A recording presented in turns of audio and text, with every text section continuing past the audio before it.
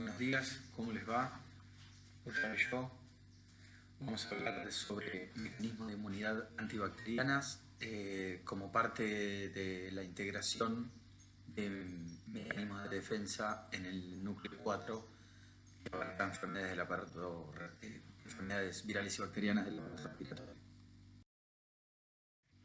Los objetivos de aprendizaje de la charla de hoy es analizar los mecanismos inherentes a las bacterias en la respuesta inmune, analizar los mecanismos antibacterianos mediados por inmunidad innata y adaptativa, establecer los mecanismos efectores que operan frente a bacterias intracelulares y extracelulares y conocer los mecanismos de evasión inmunitaria de los propuestos por las bacterias. El material que está tratado en esta clase se desarrolla en el núcleo 1 y 2, específicamente en los capítulos 16 del Feinbuin y 21 de Salina Carmona. Vamos a tratar algunos conceptos introductorios respecto a la inmunidad antibacteriana. Los mecanismos de protección frente a bacterias se pueden reducir a partir de la estructura y patogenicidad de las bacterias, como vamos a ver más adelante. Hay 4 tipos principales de pared celular bacteriana y la patogenicidad varía entre los dos patrones extremos. Existen mecanismos de reconocimiento muy antiguos en la filogenia e inespecíficos que permiten detectar estructuras bacterianas conservadas y que desencadenan respuestas inmunes protectoras en el guía de desarrollo de inmunidad adaptativa. Este es el concepto que involucra a los patrones moleculares asociados a patógenos y a los mecanismos de patogenicidad en los cuales hay bacterias muy susceptibles al sistema inmune y otras muy resistentes como las micobacterias. Aquellos microorganismos eficientes han desarrollado mecanismos que les permiten eludir su destrucción, como las micobacterias, y han desarrollado también una sorprendente cantidad de mecanismos para evitar aspectos de inmunidad innata y adaptativa y así esconderse. El reconocimiento bacteriano independiente de los linfocitos tiene varias consecuencias. El complemento se activa a través de una vía alterna y la liberación de citocinas proinflamatorias, y las quimoquinas aumentan las propiedades adherentes del endotelio vascular, favoreciendo el reclutamiento de neutrófilos y macrófagos. Y el reconocimiento de microorganismos patógenos genera esas señales que van a regular posteriormente la respuesta adaptativa. Los anticuerpos proporcionan un mecanismo protector específico para cada antígeno. Los anticuerpos neutralizantes pueden ser suficientes para garantizar la protección cuando la patogenicidad de este deriva solo de la producción de una toxina o una molécula de adhesión. Las respuestas de anticuerpos opsonizantes o opsonizadores son especialmente importantes en la resistencia frente a bacterias extracelulares. El complemento puede destruir algunas bacterias, especialmente aquellas cuya superficie externa está formada por una bicapa lipídica, como sucede en las gram negativas. Ahora, los macrófagos, los fagocitos o los neutrófilos pueden destruir a la mayoría de las bacterias mediante un proceso que consta de varias fases como quimiotaxis, fijación, ingestión y destrucción. La activación de los macrófagos puede potenciar su poder destructivo y es vital en este proceso. La activación óptima de los macrófagos depende de los linfocitos CD4, los linfocitos T CD4 que se han diferenciado en células TH1, mientras que las respuestas de los neutrófilos las promueven los linfocitos T CD4 que se han diferenciado en células efectoras TH17. La acumulación y activación constante de los macrófagos puede originar la formación de un granuloma, lo que constituye el sello característico de la inmunidad mediada por células frente a bacterias intracelulares. Este concepto es importante porque media la diferencia principal entre inmunidad frente a bacterias intracelulares frente a las extracelulares, que está promovida predominantemente por anticuerpos. Las respuestas a las bacterias también puede causar una lesión tisular de origen inmunitario local y puede producir liberación excesiva de citocinas debido a la presencia de microorganismos o por los mismos microorganismos, y puede llegar a promover síndromes inmunopatológicos como el shock mediado por endotoxinas. Bueno, inicialmente empecemos entonces por nuestro contrincante, que es la bacteria. La bacteria producen enfermedades en seres humanos y constituyen un número reducido en comparación con los miles de especies diferentes. Pueden hacer daño al hombre de 4 formas diferentes. Algunas producen sustancias tóxicas que causan daño directo y a veces mortal. Otro grupo cuenta con composición especial de polisacáridos en su pared celular que les permite evadir la fagocitosis. Algunos microorganismos son intracelulares y sus componentes son inductores de una respuesta inmune humoral y celular, y esta respuesta inmune del paciente produce un daño local predominantemente. Y finalmente, pero no menos relevante, un grupo de bacterias posee algún compuesto químico muy parecido a los componentes químicos humanos, y la respuesta contra la bacteria termina causando daño a nuestro propio organismo. Entonces, el reconocimiento innato de estas estructuras nos permite mantener mecanismos de defensa inmunitaria frente a bacterias que están determinados por la composición química de su superficie, el mecanismo de su patogenicidad y si son predominantemente extracelulares o intracelulares. Los 4 tipos principales de pared celular bacteriana corresponden a los siguientes grupos, en base a la característica de la pared. Las bacterias gram positivas, gram negativas, las micobacterias y las espiroquetas. La bicapa lipídica externa de los organismos gram negativos es especialmente importante ya que suele ser sensible a la lisis producida por el complemento. Por el contrario, para destruir el resto de los tipos de bacterias suele ser necesaria la ingestión por parte de los fagocitos, predominantemente los macrófagos. La superficie externa de las bacterias puede estar dotada de fimbrias o flagelos o encontrarse recubierta de una cápsula protectora, y estas estructuras pueden impedir la labor de los fagocitos y el complemento, pero también puede convertirse en diana de respuesta de anticuerpos. En este esquema, entonces, aquí podemos ver los diferentes tipos de bacterias diferenciados por su bicapa, por su pared. Por lo tanto, tenemos los gram positivos, que tienen ácido lipoteicoico en su membrana, los gram negativos, que tienen cápsula o microcápsula, fimbrias o flagelos, y tienen lipopolisacáridos en la membrana lipídica externa. Y las micobacterias, que suman glucolípidos y ácidos micólicos y liporibonumanano, que estas estructuras van a ser fundamentales en la resistencia de las micobacterias a la ingestión y a la destrucción de su capa. En cambio, las espiroquetas tienen una lipoproteína con fibrillas axiales y cubierta externa, como también una membrana celular de peptidoglicano o mureína. A lo largo de la evolución han surgido diferentes mecanismos inmunitarios para destruir la estructura de las bacterias, siendo predominantemente la respuesta inmune frente a gram negativas a través de su lipopolisacárido. Estos lipopolisacáridos, que son parte constitutiva de las bacterias gram negativas, son el activador dominante de la respuesta inmune innata frente a infecciones por este tipo de bacterias. Los 2 patrones extremos de patogenicidad varían entre aquellas bacterias que tienen toxicidad sin invasión, como la difteria o el cólera, que son predominantemente tóxicos sin capacidad invasora, y aquellos con invasión sin toxicidad, lepra y tuberculosis como mecanismos predominantes, que son micobacterias, pero la mayoría de las bacterias tienen un componente intermedio entre estos 2 extremos, con cierta capacidad invasora y toxinas o factores de diseminación, como el estafilococo predominantemente. Entonces, ¿cuál es el mecanismo por el que la liberación de citocinas causa un estado de shock? Porque las citocinas son proinflamatorias y actúan directamente sobre el endotelio vascular, aumentando la adhesión vascular de forma indirecta y activando otros sistemas enzimáticos plasmáticos que liberan péptidos y aminas vasoactivas que reducen la presión arterial y provocan inflamación no local sino sistémica. A esto se lo conoce como shock séptico o síndrome de respuesta inflamatoria sistémica.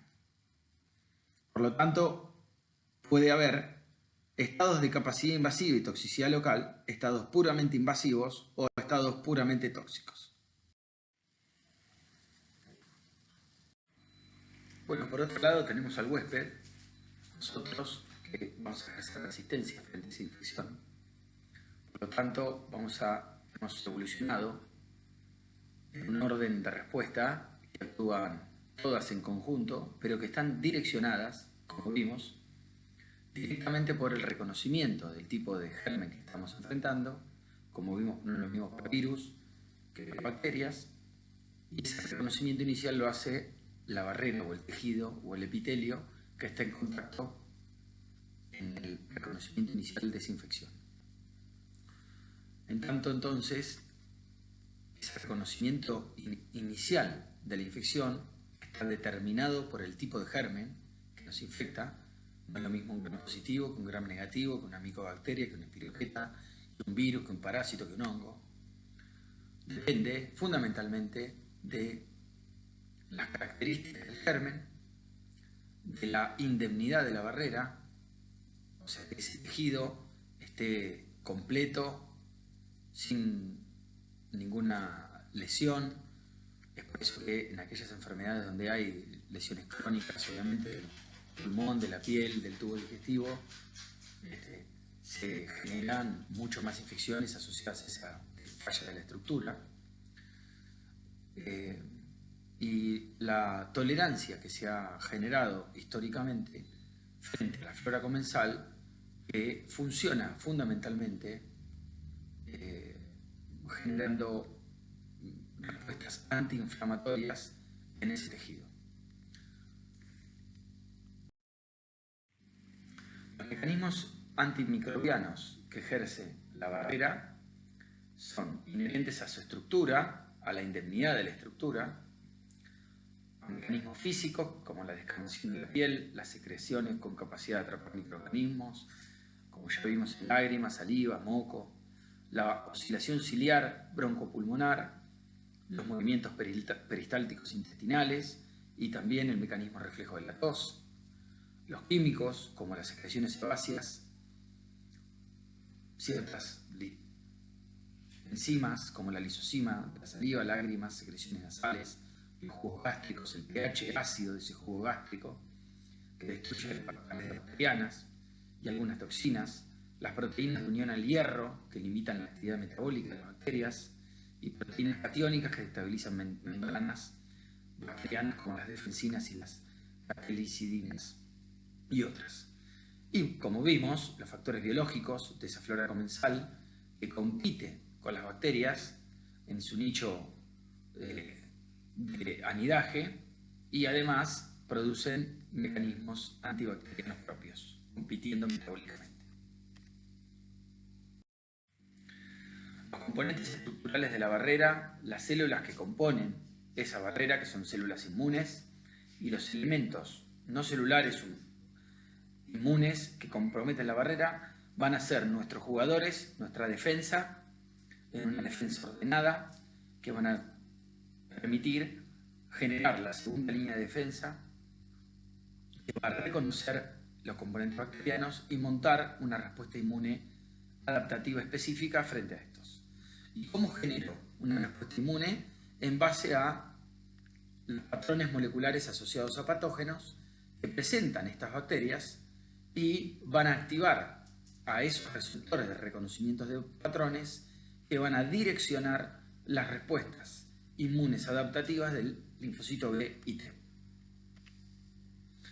Las características comunes de estos PAM nos han permitido ordenarnos en el repertorio reducido de receptores de reconocimiento de patrones y son patrimonio exclusivo de los patógenos, pero no de sus huéspedes. Son esenciales para la sobrevida y patogenicidad del microorganismo y son estructuras invariantes compartidas por clases enteras de patógenos.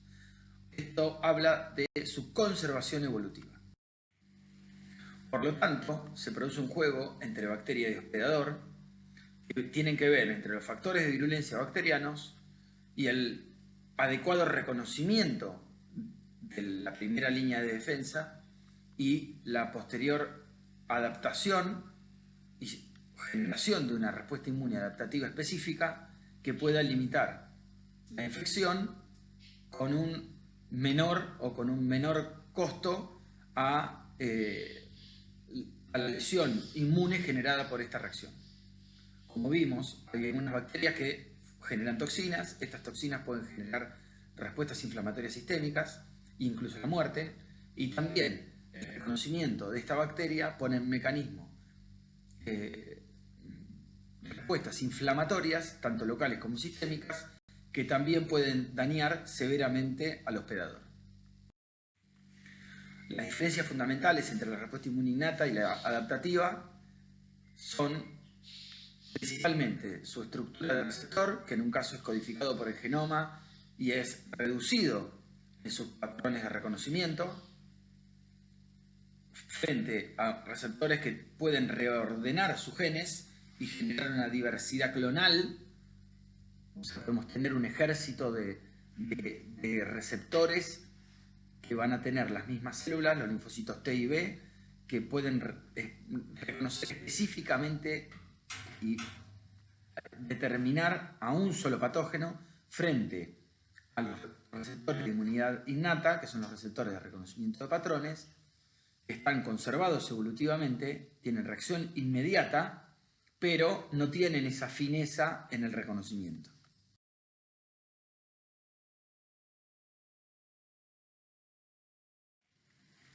En el foco infeccioso bacteriano también van a pasar otras cosas. Va a aparecer el complemento, que va a opsonizar a la bacteria, permitiendo su eficaz fagocitosis y activación de linfocitos B. En el caso de las anafilatoxinas y otros componentes de complemento, van a activar al mastocito, que va a liberar histamina y va a producir cambios en el endotelio. Y se van a liberar quimiotractantes que van a hacer llegar hacia el foco infeccioso neutrófilos y otras células inflamatorias.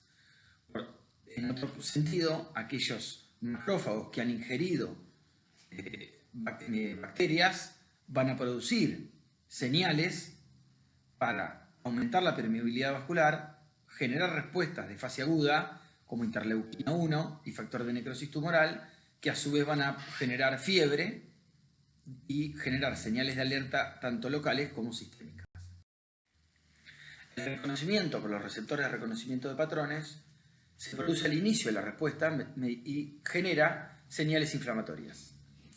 La activación de la célula de inmunidad innata por receptores de reconocimiento de patrones, están involucrados los receptores de tipo TOL, los receptores tipo lectina C, los receptores scavenger o basureros, y otros receptores que son receptores para complemento, receptores para péptidos formilados, receptores para las inmunoglobulinas, receptores para quimosinas y citocinas.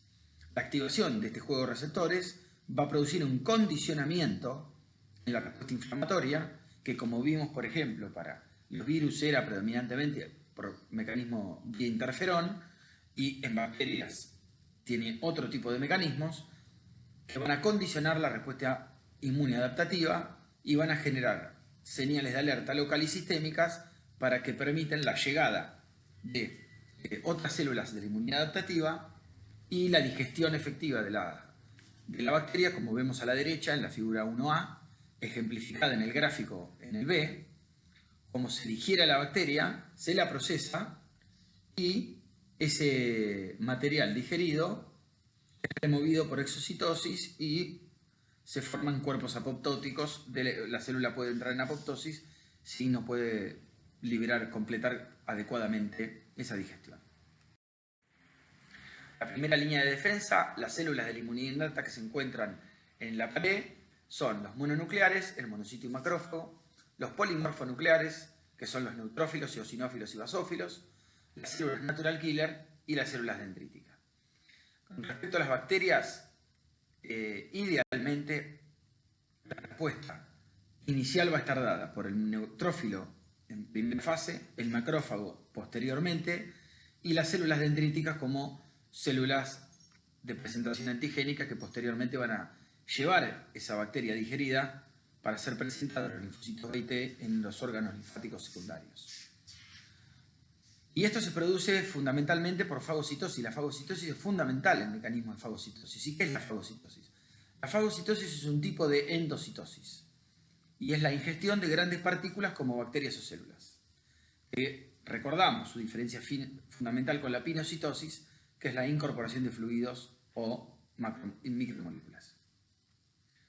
La fagocitosis es fundamental de los neutrófilos y los macrófagos y es parte de la destrucción intracelular de microorganismos. O sea, va a ser fundamental para la destrucción de microorganismos intracelulares. Algunas bacterias, sobre todo las gram negativas, se las destruye directamente por el sistema de complemento que forma un canal, un poro de lisis en su membrana, permitiendo su destrucción. Sin embargo, la inmunidad frente a la mayoría de las bacterias que no son gram negativas y patógenos extracelulares depende de la actividad destructora de los neutrófilos y los macrófagos mediante la fagocitosis. Este proceso consta de varias fases. La acción destructora de los macrófagos puede potenciarse tras su activación y, a diferencia de los neutrófilos, que tienen un ciclo de vida corto, los macrófagos poseen capacidades destructivas eficientes, incluso en su estado normal, que es sin activación, donde los macrófagos son células de vida larga que sin la adecuada activación pueden constituir un auténtico refugio para el crecimiento bacteriano, como sucede en algunas con las infecciones por micobacterias.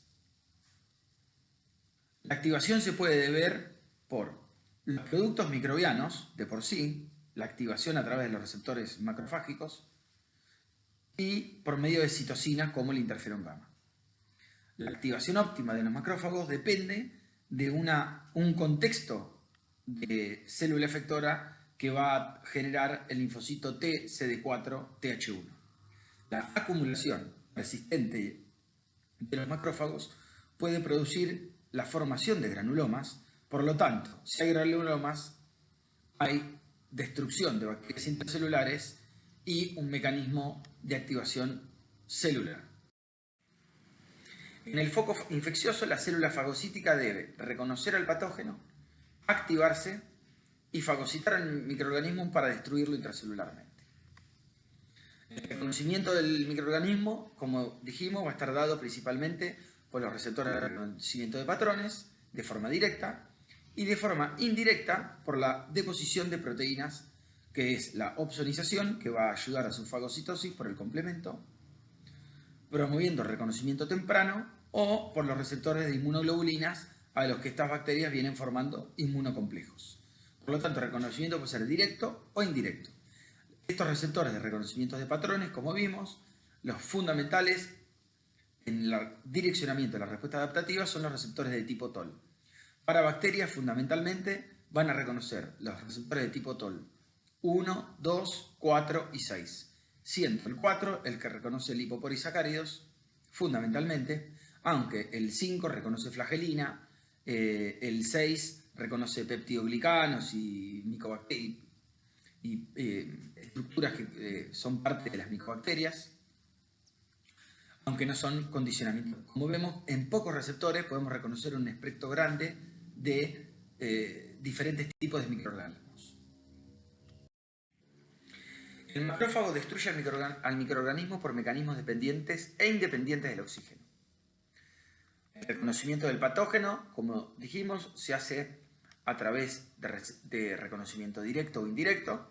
En el caso de reconocimiento indirecto, va a venir el patógeno recubierto de inmunoglobulinas que van a ser reconocidos por receptores para la porción FC de las inmunoglobulinas, que van a estimular su fagocitosis.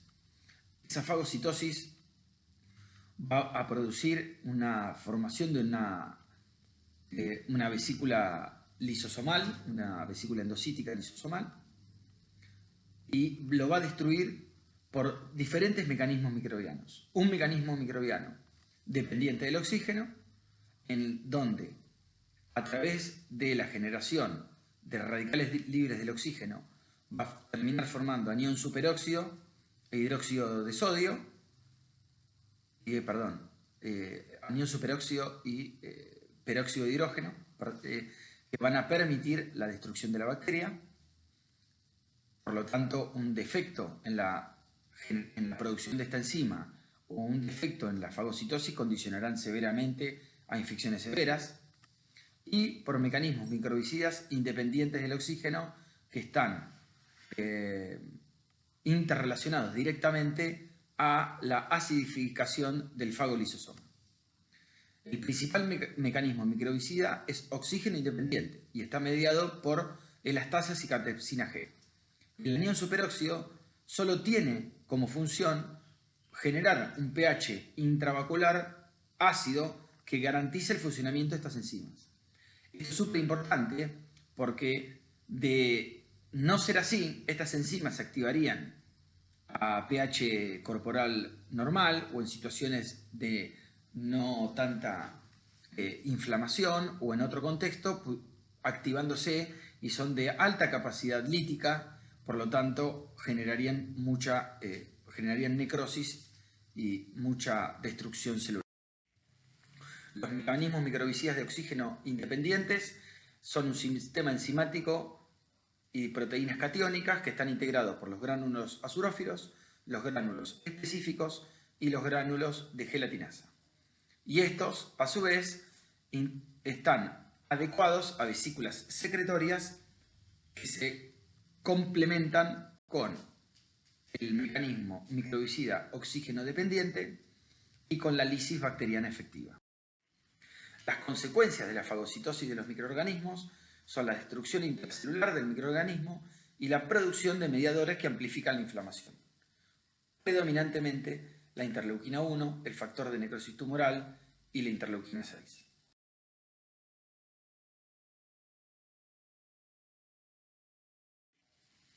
La respuesta inflamatoria, el macrófago activado por microorganismos secreta citoquinas y quimiotracantes.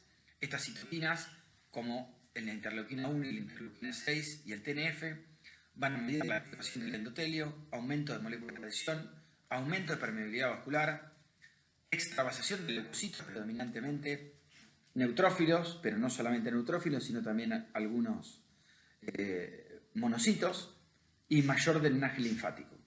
La interleuquina 12 y la 18 van a activar células NK y además van a activar células T, y los quimiotractantes van a reclutar neutrófilos al foco inflamatorio, generando los efectos locales de la inflamación. El macrófago activado secreta citoquinas también que van a actuar en la activación del linfocito CD4, presionando una diferenciación a células efectoras de Th1 que van a terminar generando interferón gamma, y estas a su vez van a potenciar la activación de otros macrófagos, y sobre el hígado van a producir proteínas de fase aguda como la proteína C reactiva. Sobre la médula ósea movilizarán neutrófilos a sangre periférica y estos a su vez al foco inflamatorio, y en el hipotálamo aumentando la temperatura corporal predominantemente a través de la interleuquina 1 beta.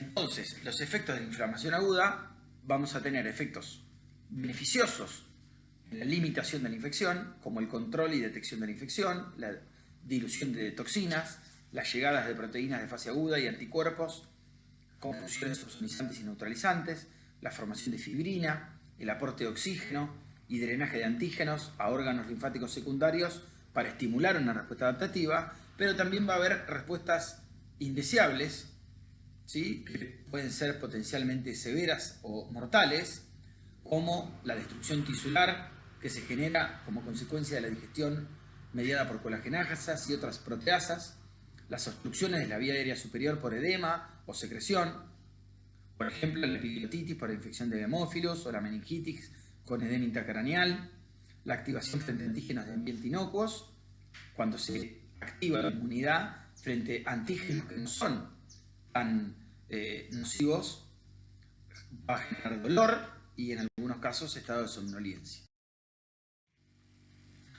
La fagocitosis, cuando es ejercida por células dendríticas, va a tener como efecto fundamental la activación de la respuesta inmune adaptativa, permitiendo la presentación de antígenos del material fagocitado.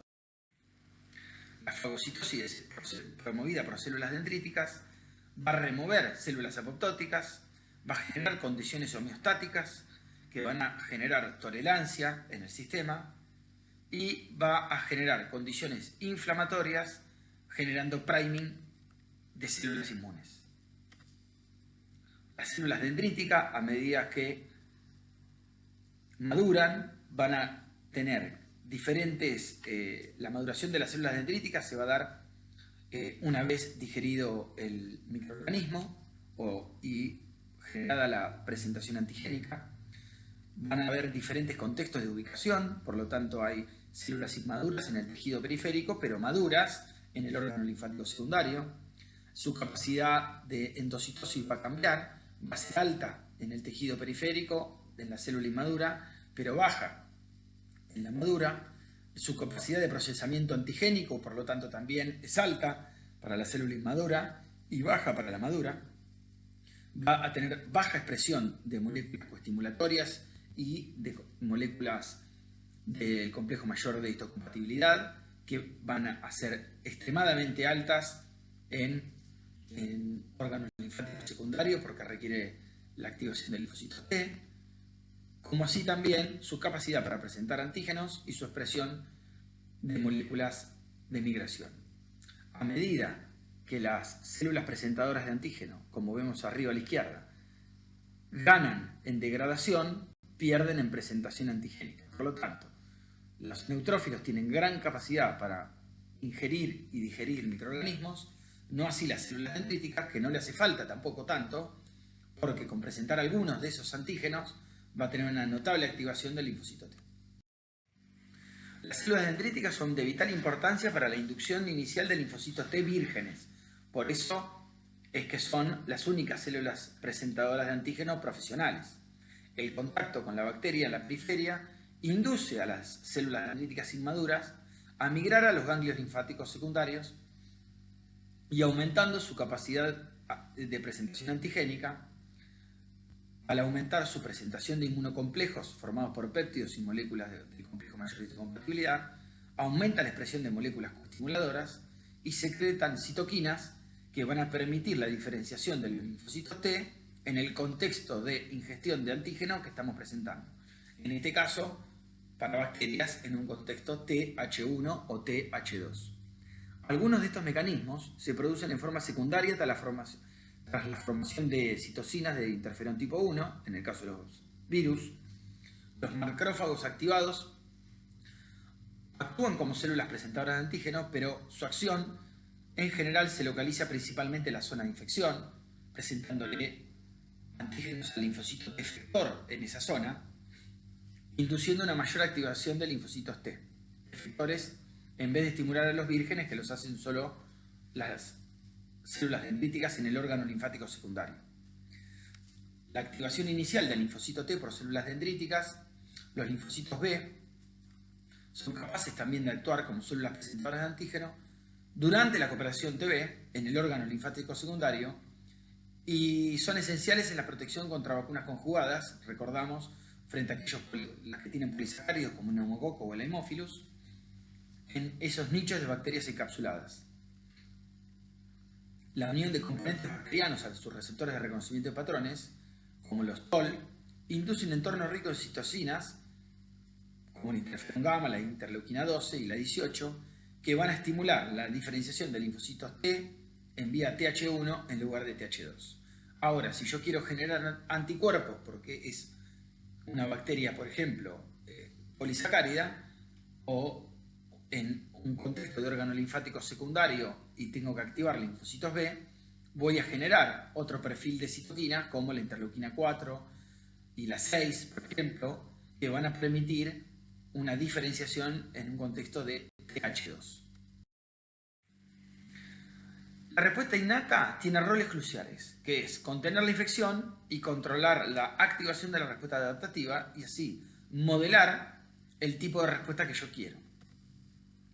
¿Y dónde se activan estas respuestas adaptativas? En el órgano linfático secundario. Los órganos linfáticos secundarios, los ganglios periféricos, el vaso, predominantemente, van a dar el inicio de la respuesta inmune adaptativa. Recordemos que hasta aquí los linfocitos que se han generado en un estado llegan vírgenes y no han tenido contactos con antígenos foráneos. Aquí es donde le presentamos los antígenos foráneos presentados por una célula presentadora de antígeno, que es una célula dendrítica, porque los macrófagos y los linfocitos B, que también funcionan como células presentadoras de antígeno, lo van a hacer en el sitio de infección, no en el órgano linfático primario. Aquí van a presentar solo las células dendríticas y van a promover la activación y diferenciación de linfocitos B y de linfocitos T. Los receptores que van a intervenir son el receptor del linfocito B, el receptor del linfocito T y el complejo mayor de histocompatibilidad. Van a reconocer al antígeno en su forma nativa en el caso de los linfocitos B y van a tener reconocimiento ligado en el contexto de un complejo mayor de histocompatibilidad con un receptor del linfocito T con un antígeno presentado. ¿Está bien? En este intercambio se va a generar una respuesta adaptativa clonal, por lo tanto, las fases de la activación de la respuesta adaptativa tienen que ver con el reconocimiento, la activación, el aumento el aumento de la cantidad de células clonal, la proliferación clonal y la generación de células efectoras. ¿Bien? Una vez que se generan esas células efectoras como respuesta a la activación mediada por la presentación antigénica dentro del juego de inmunidad innata y adaptativa, va a terminar generando un cierre de la respuesta adaptativa mediada por células T reguladoras y una disminución de su actividad inflamatoria.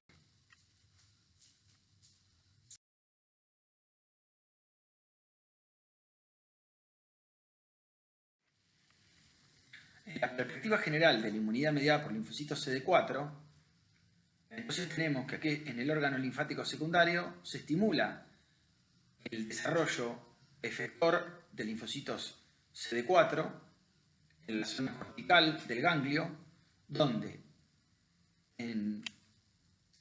mediante un reconocimiento ligado de células presentadoras de antígeno frente a linfocitos CD4 que expresan su TCR y su antígeno en el contexto de un complejo mayor de histocompatibilidad, va a permitir la diferenciación en base a un contexto de citoquinas que pueden ser interleuquina 23 o 17 para generar células TH17, que estas células van a estimular la activación de los neutrófilos y el aumento de neutrófilos en el foco inflamatorio, que va a permitir digestión aumentada de péptidos antimicrobianos y de bacterias. Va en el contexto de, como vimos, interleuquina 12, va a generar una diferenciación de células TH1 que a través de la producción de interferón gamma van a activar al macrófago y ese macrófago se va a aumentar su capacidad endocítica y fagocítica y va a destruir más bacterias en el foco de infección.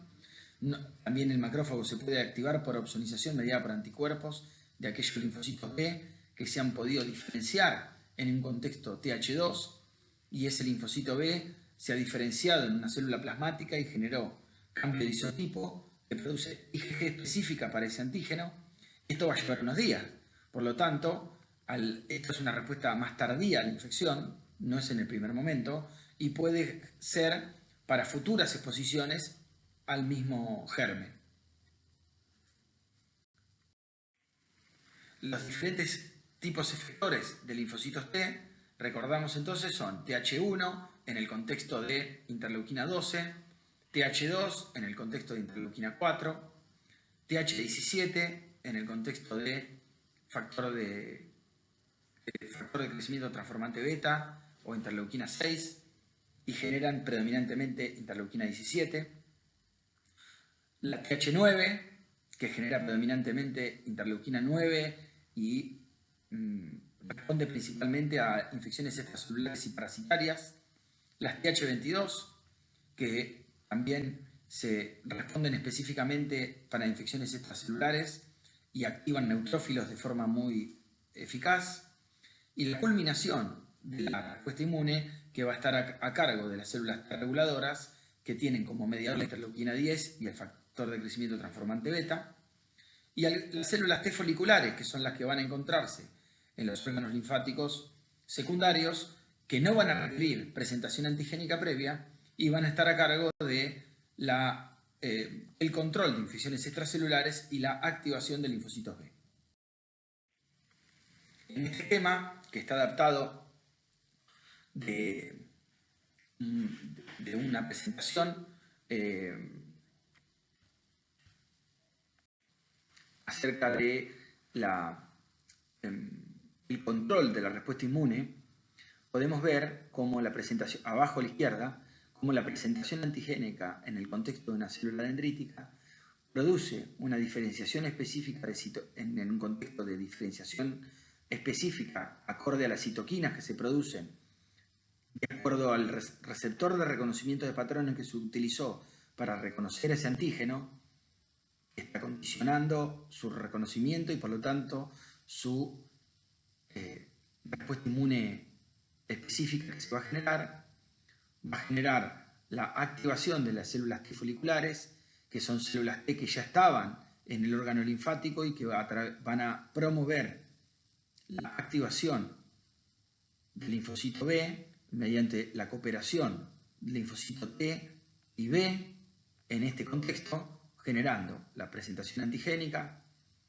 el reconocimiento, la colaboración del linfocito T y B, van a producir entonces el cambio de clase a través de la recombinación somática y mejorando la avidez y la afinidad por ese antígeno.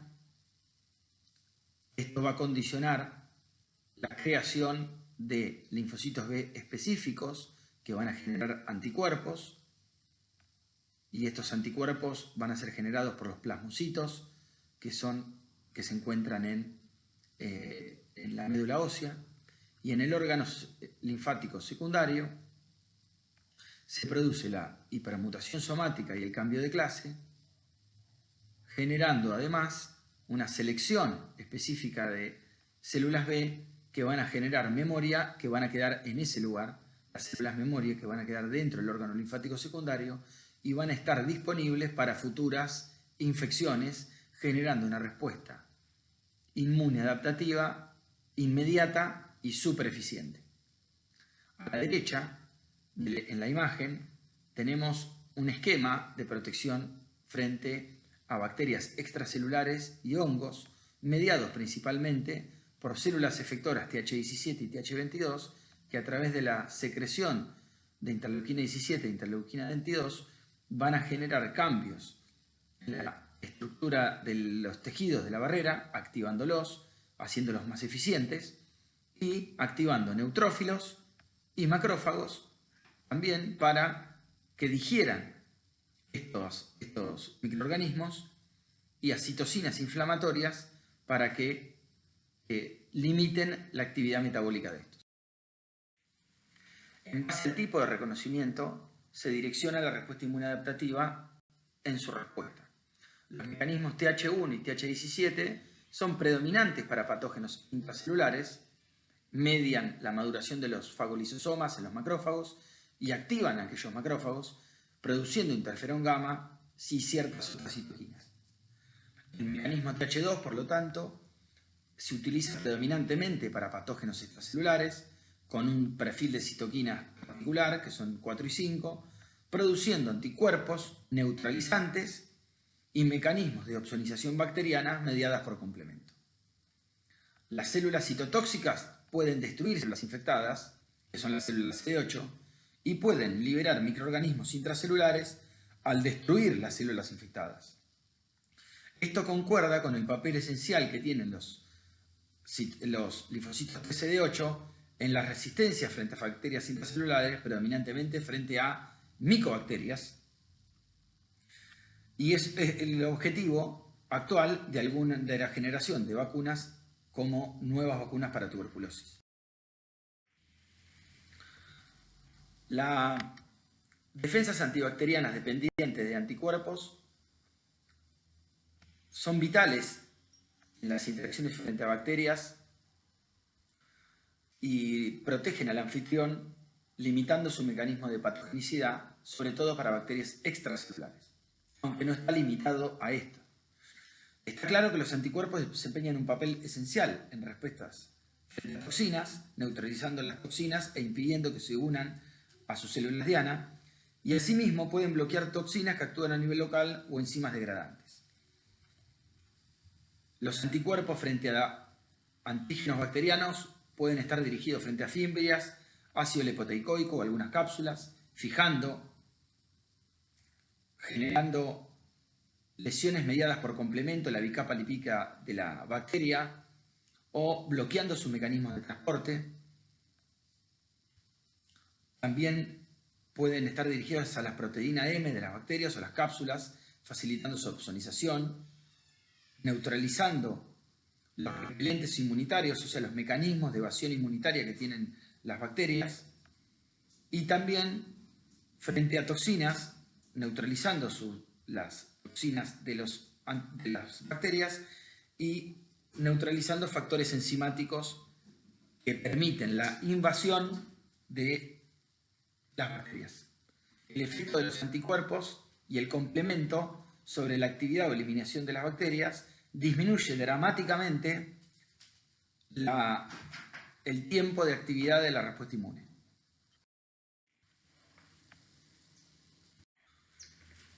Los anticuerpos pueden interferir en la movilidad uniéndose a flagelos.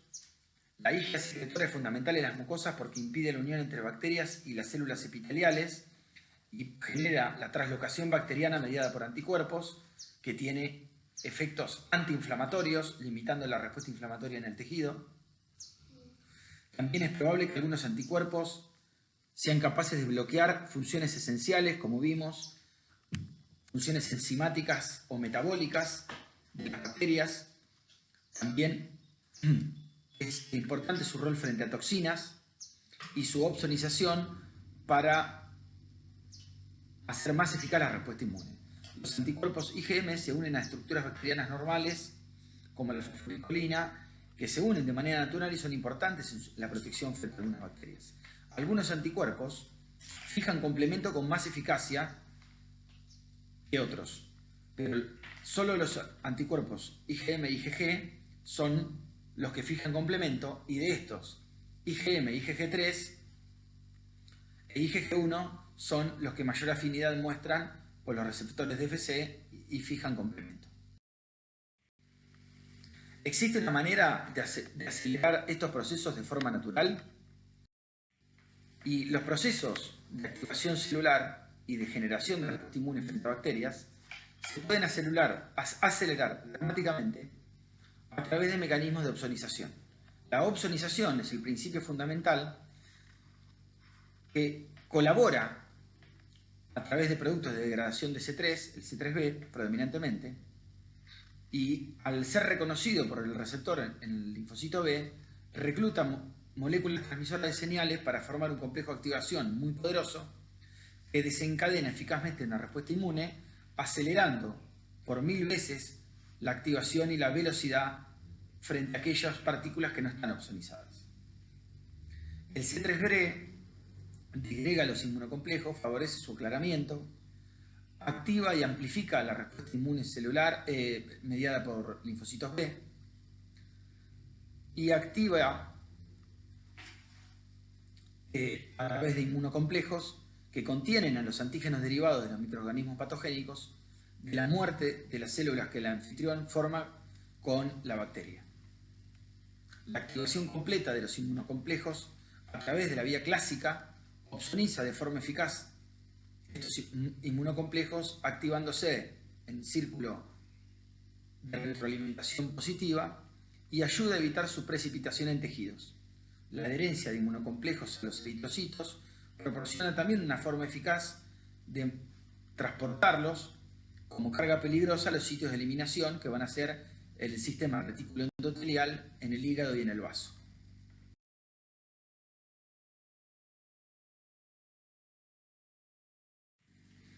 El complemento tiene funciones de inflamación, mediada por C3A y C5A, de citotoxicidad, mediada por el canal, el poro iónico de membrana, que lo forma de C5 a C9, su capacidad opsonizadora por C3 y su potenciación de la respuesta inmune del linfocito B mediada por C3BI y los productos de degradación.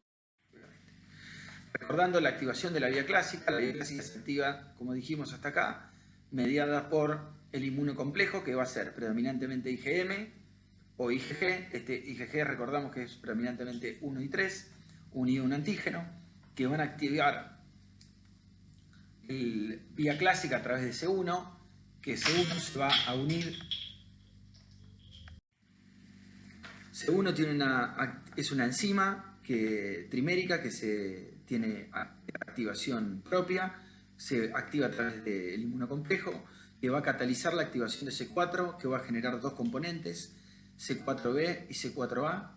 C4b va a catalizar la convertasa de C2 junto con C1, que también va a catalizar la conversión de C2 en C2A, y C4b y C2b van a terminar generando la convertasa de C3, y C4b, C2b y C3b van a generar la convertasa de C5, que va a catalizar sucesivamente la conformación del canal iónico, el poro iónico de membrana, entre C5, como vemos, y C6, C7, C8 y C9. Esto va a permitir el pasaje de iones dentro de la bacteria, como vemos en la imagen superior, generando la lisis de la bacteria o de aquellas células infectadas que presenten esto.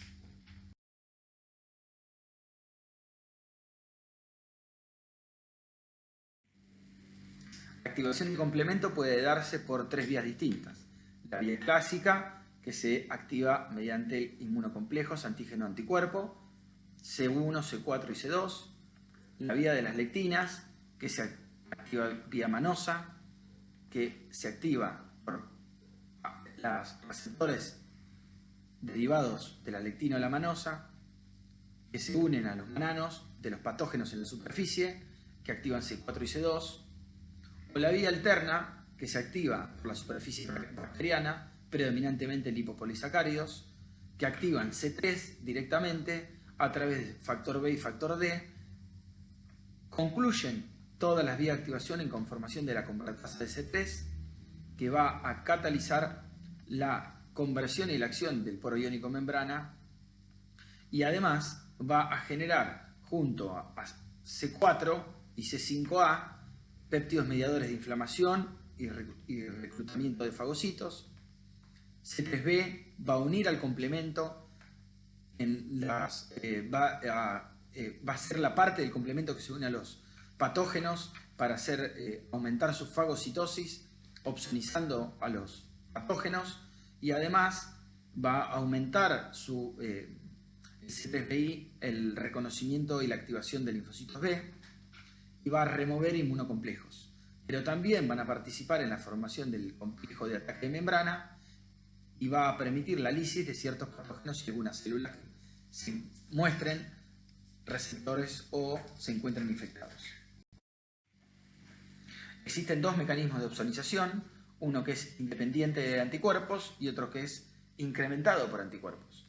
Aquellos que son independientes de anticuerpos son los que las estructuras que reconocen a través de receptores de manosa, y que los incrementados por anticuerpos son aquellas bacterias encapsuladas que vienen marcadas por inmunoglobulinas y permiten la activación y su fagocitosis mediada por neutrófilos y macrófagos, como vimos, que se llama lisis celular mediada por anticuerpos. La inmunidad, los inmunocomplejos ligados a C3b sensibilizan muy bien linfocitos B, determinando lo fundamental que es el complemento como respuesta inmune innata en aquellas bacterias extracelulares o como por ejemplo el neumococo o el Haemophilus influenzae. En este sentido, los linfocitos B inmaduros se unen directamente a las partículas extrañas a través de su receptor, que reconoce al antígeno en forma nativa Pero en aquellas situaciones donde viene marcado por C3, esto genera coenlaces que desencadenan una rápida maduración de linfocitos B y migración de células maduras a órganos linfáticos. Mientras están en los ganglios linfáticos, los linfocitos B se encuentran con el antígeno opsonizado en presencia de linfocitos T cooperadores y son inducidos a activarse y proliferar.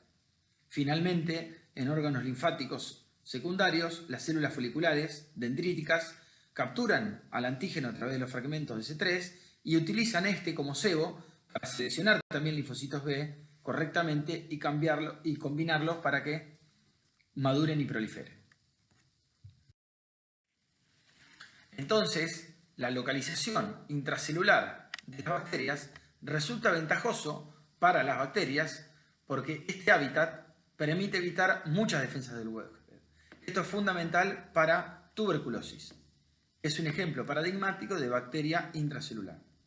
El curso de la infección por tuberculosis es inusual para bacterias patógenas, ya que puede escaparse del fagosoma, puede inhibir la fusión lisosómica o puede resistirse al ataque oxidativo lisosómico.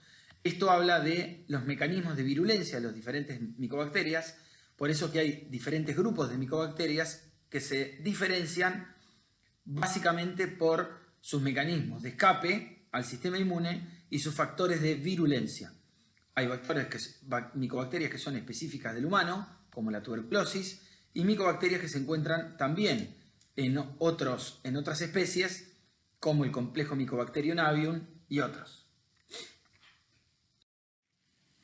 La Bordetella pertussis es el agente etiológico de la tos convulsa del coqueluche y es el ejemplo de bacteria con vida extracelular e intracelular, y los mecanismos propios de la inmunidad innata que median el efecto protector frente a este tipo de gérmenes incluyen péptidos antimicrobianos, producción de interferón gamma por células T, gamma delta, NK, NKT, y su actividad fagocítica y microbicida que activan la capacidad fagocítica y microbicida de los neutrófilos y macrófagos, y los anticuerpos median un efecto protector contra estas bacterias, actuando como anticuerpos neutralizantes tanto de la bacteria como de la toxina, o como opsoninas, potenciando su fagocitosis. La inmunoglobulina A secretoria actúa como anticuerpo neutralizante en las mucosas y en su forma intracelular es combatido predominantemente por la activación de células T efectoras Th1 y Th17 que, como vimos, activan macrófagos y neutrófilos respectivamente. En cambio, el Staphylococcus aureus es ejemplo de bacteria con vida extracelular y es la causa más frecuente de enfermedades infecciosas intrahospitalarias. La infección suele iniciarse en lesiones que comprometen la piel o las mucosas, y los neutrófilos representan la herramienta fundamental para enfrentar la infección con el estafilococo. Son reclutados rápidamente y masivamente al sitio de infección por componentes del complemento que se activan al reconocer a este germen, a esta bacteria, y por péptidos formilados bacterianos o quimosinas inflamatorias, predominantemente interleuquina 8. La destrucción de la bacteria a través de la fagocitosis por neutrófilo es fundamental y depende predominantemente de intermediarios reactivos del oxígeno. Por lo tanto la ausencia de neutrófilo como la ausencia de mecanismos intermediarios de oxígeno, como la enfermedad granulomatosa crónica, va a permitir grandes y severas infecciones por este germen. La respuesta inmune adaptativa frente a la infección por el estafilococo está dada por la producción de anticuerpos, que son anticuerpos naturales, que podrían además opsonizar la bacteria o bien neutralizar sus toxinas. Las bacterias capsuladas son bacterias con pared celular rica en polisacáridos, no son destruidas directamente por los anticuerpos, sino que son lisadas, como vimos, por mecanismos dependientes del complemento. El papel de los anticuerpos resulta fundamental en el control de la infección y de ahí la importancia de la inmunización activa para inducir una respuesta inmune protectora y de larga duración.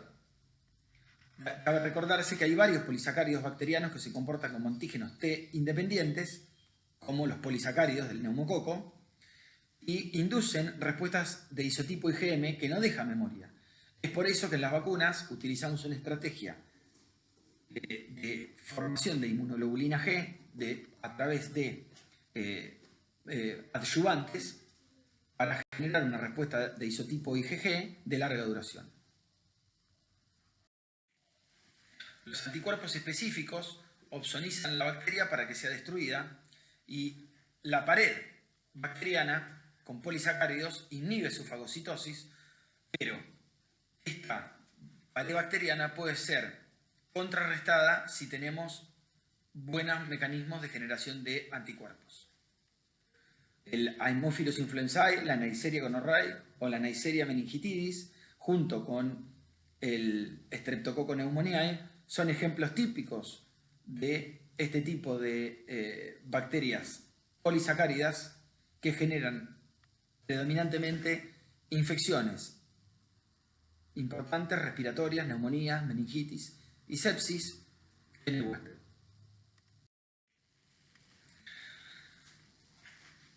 Concluyendo, teníamos una pregunta que estaba en la guía y que nos preguntaba por qué hay personas con un sistema inmune.